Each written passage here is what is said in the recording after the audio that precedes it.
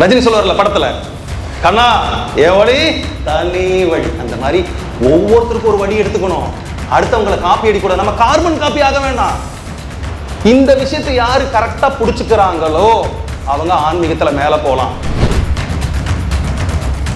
வாழ்ற வரைக்கும், உசுரோட வாழ்ற வரைக்கும் சந்தோஷமா ஜாலியா ஆனந்தமா இருக்கிறவங்களை சந்தோஷப்படுத்திட்டு, எவன் என்ன சொன்னாலும் கமெண்ட்டை காதுல வாங்கி இந்த பக்கம் கூட அனுப்பாங்க, இங்கேயே அனுப்பிட்டு எவனுக்காகவும் வாழாம யாருக்காகவும் வாழாம சந்தோஷமா ஆத்மார்த்தமா நிம்மதியா நமக்கு பிடிச்சதை பண்ணிட்டு சுயமா சுய பிரகாசமா ஜாலியா இருக்கணும். செலுத்தும் வழிக்கே செல். இதெல்லாம் பிடிச்சி நம்ம தொங்கிட்டு இருந்தோம்னா நம்ம போய் சேர்ற பாதைக்கு நம்மளால போக முடியாது. நான் திரும்பவும் சொல்றேன், இங்க உட்கார்ந்துட்டு இருக்கிறவங்க எல்லாம் ஆன்மீகத்துல நான் தன்னை உணரணும், கடவுள் தன்மையை பார்க்கணும், எனக்கு ஏதாவது தெரிஞ்சுக்கணுங்கிற முனைப்பு இருக்கிறவங்களுக்கு தான் நான் சொல்றது புரியும். நான் அப்போ இதே தெளிவா சொல்லிட்டேன். அந்த முனைப்பு இல்லாதவங்களுக்கு நான் என்ன பேசுறேன்னு புரியாது. மூல நாடி தன்னிலே முளைத்தெழுந்த ஜோதியை நாலு நாடி உம்மிலே நாடியே இருந்தவன் பாலனாகி வாழலாம், பரபிரம்மம் ஆகலாம். சொல்லும் போதே சார் சொல்லிட்டாரு. இந்த பொய் ஏமாத்து வேலை நான் பண்ண விரும்பல. அதுக்காக அவங்க சொன்னது பொய்ன்னு சொல்ல வரல. இந்த 2024 இன்னைக்கு இந்த 30/6/2024 என்ன நமக்கு மேட்ச் ஆகுதோ அதை எடுத்துட்டு போங்கிற. நான் சில பேர் இங்க நினைச்சு வந்திருக்கலாம், சத் சங்கம்னா முதுகை நேராக வைத்து உட்கார வேண்டும், இடது பக்கம் சுவாசத்தை இழுத்து வடது பக்கம் விட வேண்டும், ஆக்ஞா சக்கரத்தில். ஆக்ஞா சக்கரம் எங்க இருக்குன்னே எனக்கு தெரியாது, நான் எப்படி கவனத்தை வைக்கிறது? முதுகெலும் நேராக வைக்கிறது கூட எனக்கு தெரியுது. ஆக்ஞா சக்கரம் இங்க இருக்குது. சரி, அவர் சொல்லிட்டார். சொன்னதுக்காக மனசு வருத்தப்படுவார். கோயம்புத்தூர் வந்து ட்ரெயினோ ஃப்ளைட் ஏறி வந்திருக்கிறாரு ஒரு குருஜி, அவர் சொல்லிட்டாரு. அவருக்காக கூடி ஒரு ஆக்ஞா சக்கரத்தை தெரியுதா? தெரியுது சாமி, கண்ண மூடிட்டு சாமி, தெரியுதா? கடவுள் தெரியுதா? தெரியுது. முட்டாள்தனத்திலே முட்டாள்தனம் அது.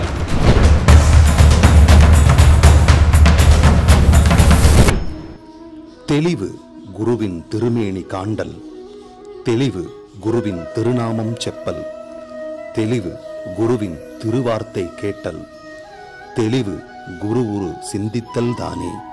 குருவே சரணம். நீங்களா இருங்க. அது ஆன்மீகமா இருந்தாலும் சரி, வாழ்க்கையா இருந்தாலும் சரி, உங்களுக்குன்னு ஒரு விஷயத்தை செலக்ட் பண்ணணும்னா இதுல அடுத்தவங்களை கம்பேர் பண்ணிட்டு உட்கார்ந்து இருந்தீங்கன்னா கடைசி வரைக்கும் இப்படியே தான் உட்கார்ந்து இருக்கணும். உங்களுக்கு மாலை போடுறதுக்கு பிடிச்சிருக்குதா? உங்களுக்கு பொட்டு வைக்கிறதுக்கு பிடிச்சிருக்குதா? உங்களுக்கு அம்மனுக்கு அபிஷேகம் பண்றதுக்கு பிடிச்சிருக்கா? அதுதான் உங்களோட வழி, அதுதான் உங்களோட ஆன்மீக பாதை. பக்கத்துல இருக்கிறவன் வந்து சொல்லுவான், எவ்வளவு நாளைக்கு தான் இந்த சிலையவே பிடிச்சி அழுதுட்டு இருக்கிற, எங்க குரு கிட்ட வா, வாசியோகம் கத்துக்கோ அப்படின்னு சொன்னா நீங்க போகக்கூடாது. ஏன்னா இந்த ஒரு விஷயம் நம்ம இந்தியாவுக்குள்ள விட்டல் கிருஷ்ணன் அந்த ஊர்ல நடந்திருக்குது. எத்தனை பேருக்கு தெரியும் விட்டல் கிருஷ்ணன்? விட்டல் கிருஷ்ணன் எத்தனை பேருக்கு தெரியும்? அது எந்த மாநிலத்தில் இருக்குன்னு தெரியுமா?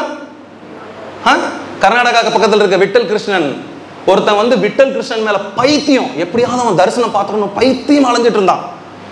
டெய்லியும் கோயிலுக்கு போய் அவரை கும்பிட்டுட்டு, கிருஷ்ணா எனக்கு தரிசனம் கொடு, தரிசனம் கொடு, தரிசனம் கொடுன்னு. கிருஷ்ணன் வரவே இல்லை. அவனுக்கு அப்பா கிடையாது, அம்மா மட்டும்தான் இருந்தாங்க. அம்மாக்கு காலையிலையும் சாயந்தரம் கால் பிடிச்சு விடுறக்கூடிய வேலையை பண்ணுவான். அந்த வேலையில யார் வந்தாலும் அவன் போகவே மாட்டான். ஒன் ஃபைன் டே, ஒரு சாயந்தர நேரம் அம்மா கால் அமுத்திட்டு இருக்கிறான். கிருஷ்ணன் வந்துட்டான். குழந்தை சினிமாவில் பார்க்கணும், குழந்தாய் உமது வரத்திற்கு மெச்சி நாம் இங்கு வந்து விட்டோம், ஒரு நிமிஷம் எங்க அம்மா கால் அமுத்திட்டு அப்புறம் வர்றேன்னா. அவன் வழி தனி வழி. ரஜினி சொல்லுவார்ல படத்துல, கண்ணா என் வழி தனி வழி. அந்த மாதிரி ஒவ்வொருத்தருக்கும் ஒரு வழி எடுத்துக்கணும். அடுத்தவங்களை காப்பி அடிக்கூடாது. நம்ம கார்பன் காப்பி ஆக வேண்டாம். இந்த விஷயத்தை யாரு கரெக்டா புடிச்சுக்கிறாங்களோ அவங்க ஆன்மீகத்துல மேல போலாம். ஏன்னா இப்போ இந்த இடத்து பேர் என்ன, வில்லிவாக்கம். இந்த வில்லிவாக்கத்துல இருந்து நீங்க ஏர்போர்ட் போகணும்னா உங்களுக்கு ஒரு ரூட், உங்களுக்கு ஃபெமிலியரான ரூட் ஒன்று இருக்குன்னு வச்சுக்கோங்களேன். நீங்க யாரையாவது கேட்க வேண்டிய தேவை இருக்குமா? வண்டி எடுத்தா ஒரு அழுத்து கண்ணை முட்டு அப்படியே போவீங்க. ஒருத்தவங்க சொல்றாங்க இப்படி போனா பக்கம், அப்படி போனா பக்கம், இப்படி போனோம். எனக்கு ரூட் தெரியும், ஏர்போர்ட் போறக்கு எனக்கு ரூட் தெரியும். கான்ஃபிடென்ட் தானே? அந்த ரூட்ல நீங்க கான்ஃபிடென்ட் தானே? அப்புறத்துக்கு ஹெசிடேஷன், அப்புறத்துக்கு யோசனை. அழிஞ்சு போற விஷயத்துக்கெல்லாம் நம்ம நல்ல விஷயங்களை பயன்படுத்துறோம், ஃபோக்கஸ் பண்றோம், நமக்கு ஒரு தனி வழி வச்சிருக்கிறோம். அழியாத பொருளை தேடுறதுக்கு மட்டும் குழப்பம். அடுத்த விஷயம் என்ன தெரியுமா? நம்பிக்கை கிடையாது. எந்த குருமார் மேல நம்பிக்கை கிடையாது. ஒரு வாரம் இருக்கும், ஒரு மாசம் இருக்கும், ஒரு வருஷம் இருக்கும். இங்க அழுத்து போகக்கூடிய தன்மை இருக்கிற வரைக்கும் ஆன்மீகத்துல மேல்நிலைக்கு போகவே முடியாது. நான் அடிச்சு சொல்றேன், எந்த ஒரு பயிற்சியும் முதல் நாள் இருக்கக்கூடிய இன்ட்ரெஸ்ட் அந்த பயிற்சி கடைசி நாள் வரைக்கும் போகுதான்னு நீங்க பாத்துக்கோங்க. நான்லாம் சொல்ல தேவையில்லை, நீங்களே பார்த்துக்கோங்க. இது நம்ம ஜிம்முக்கு போகிற மாதிரி. நான் நிறைய டைம் இது சொல்லிட்டேன். ஜிம்முக்கு போகிறதுக்கு முன்னாடி ஷூ வாங்கிடுவோம், ட்ராக் பேண்ட் வாங்கிடுவோம், இந்த இப்படி கையில் போடுறதெல்லாம் வாங்கிடுவோம், வேர்வை துடைக்கிறதுக்கு டவல் வாங்கிடுவோம், வே புரோட்டீன் வாங்கி வச்சுருவோம். ஒரு நாள் 2 நாள் 3 நாள், அப்புறம் அது எங்கே இருக்குன்னே தெரியாது. குழந்தை எடுத்து விளையாண்டுருக்கு அந்த டப்பாவை. நம்மளோட வாழ்க்கையோட ஸ்பீடு அந்த மாதிரி போயிட்டு இருக்குது. நமக்கு என்ன வேணும்னு கேட்டால் என்னங்க மேக்ஸிமம் கேட்டுருவோம் சொல்லுங்க. இன்ட்ராக்ட் பண்ணுங்க. நமக்கு என்ன வேணும்னு கேட்டால் என்ன மேக்ஸிமம் கேட்டுருவோம் சொல்லுங்க. என்னங்க மேக்ஸிமம் கேட்டோம்? பெரிய வீடு கேட்போமா? சரி ஓகே. அப்புறம் பெரிய வேலை கேட்போமா? சரி ஓகே. அப்புறம் என்னங்க கேட்ட முடியும்? இந்த உலகத்தில் இல்லாத பேர் என்ன கேட்ட முடியும்? குருநாதர் சொல்லுவார் அடிக்கடி, கண்ணா என்கிட்ட குழந்தை இல்லைன்னு தம்பதிக வர்றாங்க, பொண்ணு ஏஜ் அட்டன் பண்ண மாட்டேங்குதுன்னு தம்பதிக வர்றாங்க, அம்மா தனியாக வர்றா, என் பையன் அடம் பிடிக்கிறான், என் பொண்ணு அடம் பிடிக்கிறான்னு, வேலை இல்லை, எனக்கு பணம் இல்லை, என் பிஸ்னஸ் நடக்கலை, இதெல்லாம் தூக்கிட்டு என்கிட்ட வர்றாங்க. அவர் கேட்குறாரு ஒரு நாள், நான் இதெல்லாம் சால்வ் பண்ணுறதுக்கு நான் ஏதாவது பிஸ்னஸ் வச்சு ரன் பண்ணிட்டு இருக்கிறேன்டா கண்ணா, நான் அழியாத பொருளை கொடுக்குறேன், அதை கேட்கறதுக்கு கம்மியாக தாண்டா வர்றாங்க கண்ணான்னு சொல்லுவாங்க. நான் ஒரே ஒரு விஷயம் சொல்கிறேங்க பிரியமானவர்களே, பிரபஞ்சம் என்ன நமக்கு ஃபிக்ஸ் பண்ணியிருக்குதோ அதை மாற்றணுங்கிற முயற்சி மட்டும்தான் நடந்துட்டு இருக்கு. அது ஃபெயில் தான். எத்தனை பேர் கோயிலுக்கு போயிட்டு இருக்கிறோம், தேக ஆரோக்கியத்துக்காக அங்கே அர்ச்சனை வேற பண்ணுறோம் 100 ரூபா கொடுத்து.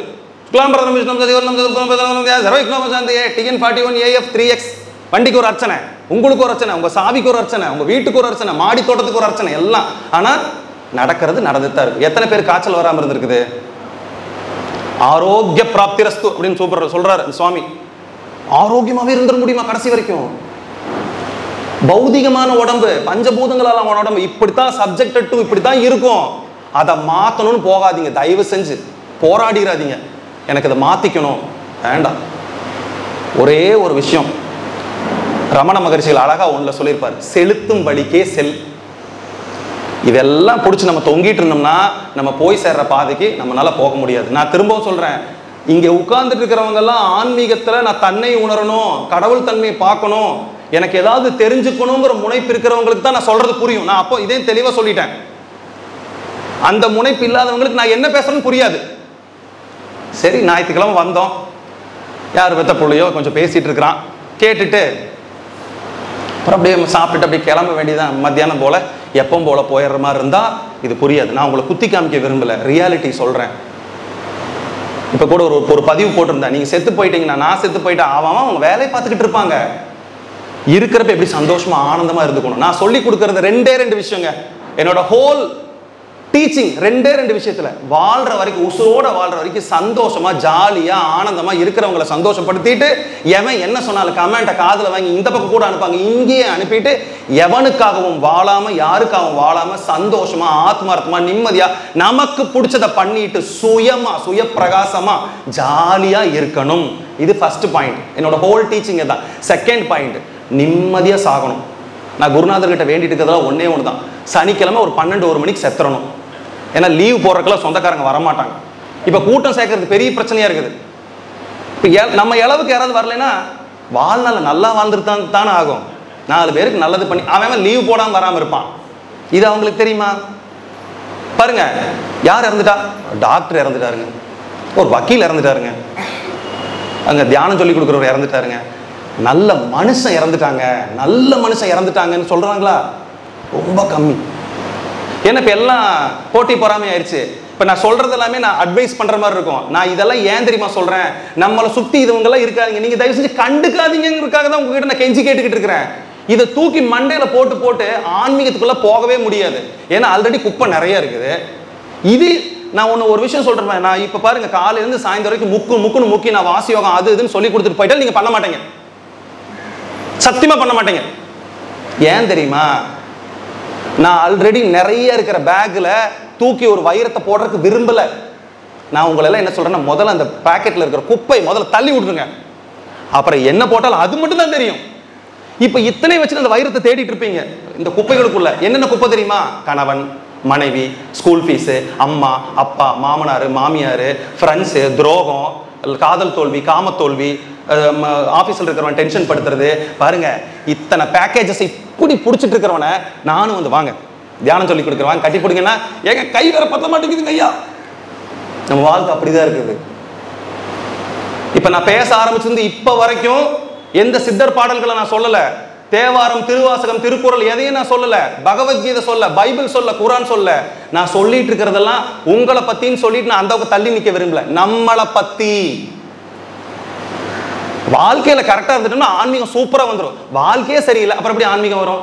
தாத்தா சொல்லுவாங்க, கண்ணா முதல்ல உட்காரு, அப்புறம் காலை நீட்டு.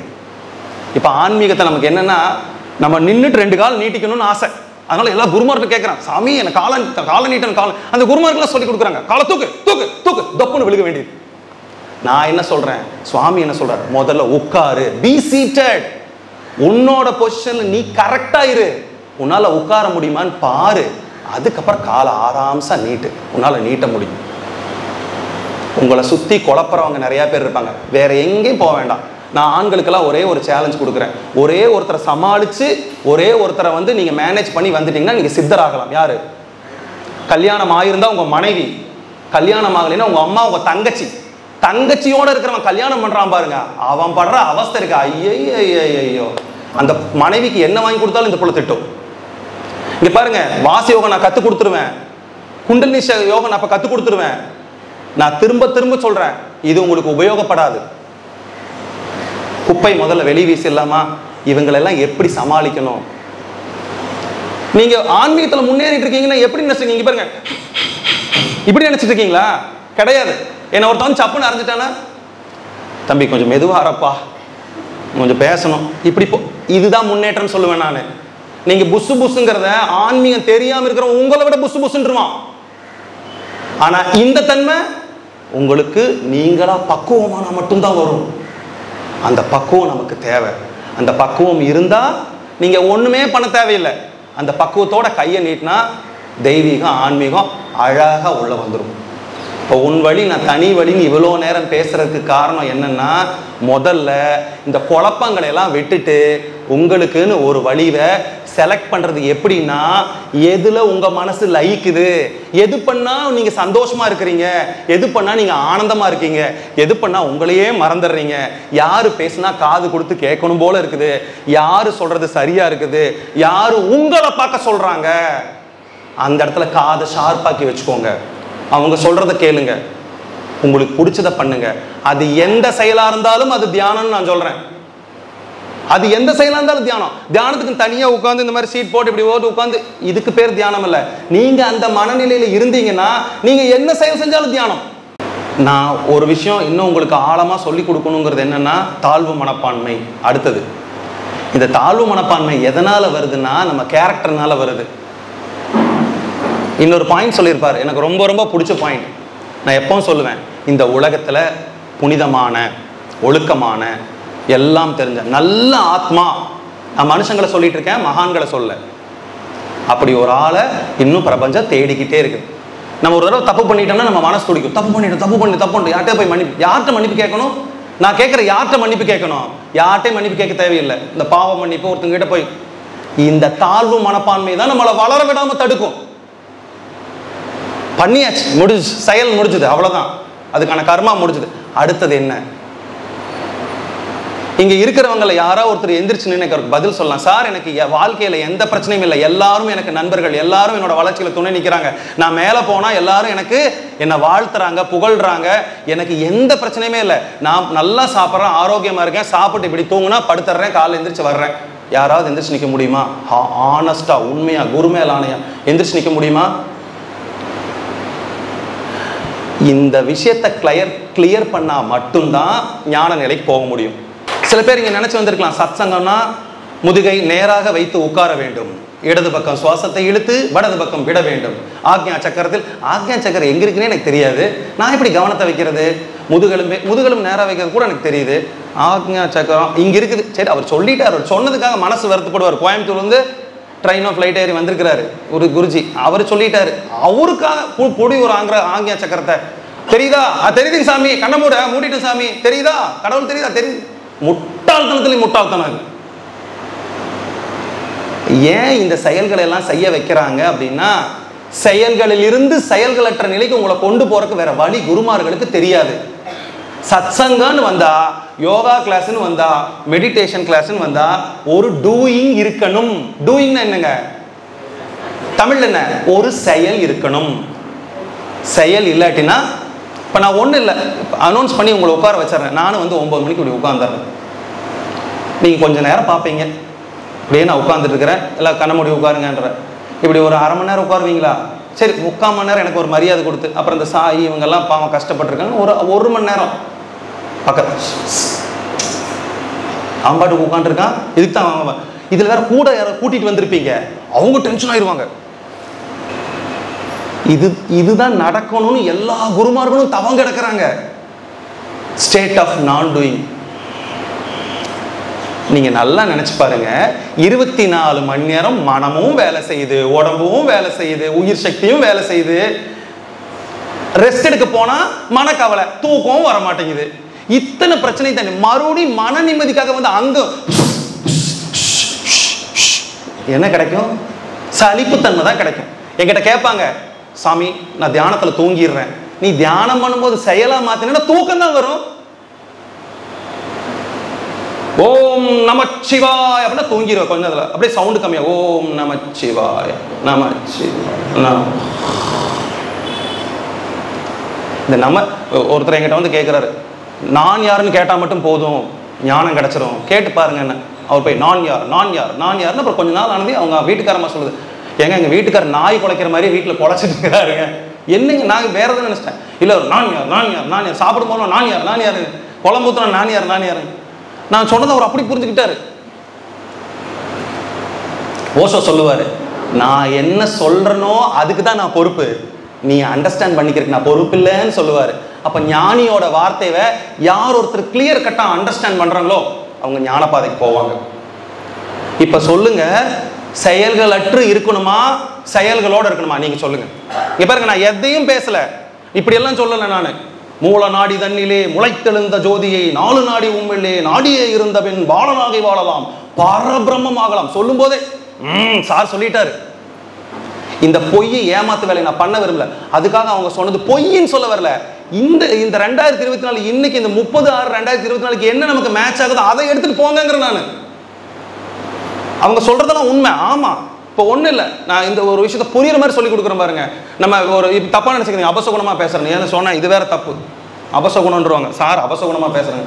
இப்போ இந்த ஹால் இருக்குது, ஒரு குடிசை இருக்குது, ஒரு பெரிய கட்டடம் இருக்குது. இங்கெல்லாம் தீ பிடித்தால் தப்பிப்பது எப்படின்னு நான் அவ்வளோ பெரிய புக் எழுதிட்டேன்னு வச்சுக்கோங்களேன். அந்த புக்கை உங்ககிட்ட கொடுத்துட்றேன், இதை படிங்க, தீ பிடிச்சா சூப்பராக தப்பிக்கலாம். நீங்களும் உட்காந்து மக்க பண்ணி படின்னு படித்து ஃபேமிலியர் ஆகிட்டீங்க. தீ பிடிச்சா எந்த ரூபத்தில் வந்தாலும் தப்பிச்சிருவேன் நான். திடீர்னு இந்த ஹாலில் தீ பிடிச்சிருச்சு. இப்போ ஸ்பான்டேனியஸ் ஆக்ஷன் ஒன்று இருக்கும், தமிழ் எப்படி சொல்றது, உடனடியான செயல். Very good. உடனடியா பின்னங்கால் பெடரி எடுக்க நம்ம உசுரை காப்பாத்திக்கிறதுக்கு ஓடுவீங்களா? ரஞ்சித் ஐயா 23வது சாப்டர்ல இந்த நீளம் அகலத்துக்கு தீ பிடிச்சா எப்படி ஓடணுங்கிறத சொல்லி கொடுத்துருக்காருன்னு யோசிப்பீங்களா? எனக்கு பதில் சொல்லுங்க, வாய் திறந்து சொல்லுங்க ப்ளீஸ். பின்னங்கால் பெடரி இல்ல, பின்னாடி இருக்கிறவங்க மேல அடிக்கும். அடிச்சு பிடிச்சு உங்க மருமகெல்லாம் தெரியாது, சூடுதான் தெரியும். ஆன்மீகம் வாழ்க்கை தீ பிடிச்சு வச்ச மாதிரி இருக்கணும், ரெஃபர் பண்ணிக்கிட்டு உட்கார்ந்து இருக்க கூடாது. அப்போ நீங்க அந்த அளவுக்கு விழிப்புணர்வோட இருந்தாலும் தப்பிச்சு ஓட முடியும். இன்னுமே ஒரு புஸ்தகத்தையோ ஒருத்தரை நம்பிட்டே இருந்தா நம்ம எப்படி தப்பிச்சு ஓடுறது? உங்களுக்கெல்லாம் நான் விதைக்க வேண்டிய விஷயம் என்ன தெரியுமா? தன்னம்பிக்கை. உங்களை நம்புங்க. திரும்ப இப்போ வரேன் பாருங்க. அதனால தான் உன் வழி தனி வழி. இந்த வழியை பிடிச்சிட்டா போயிடலாம்.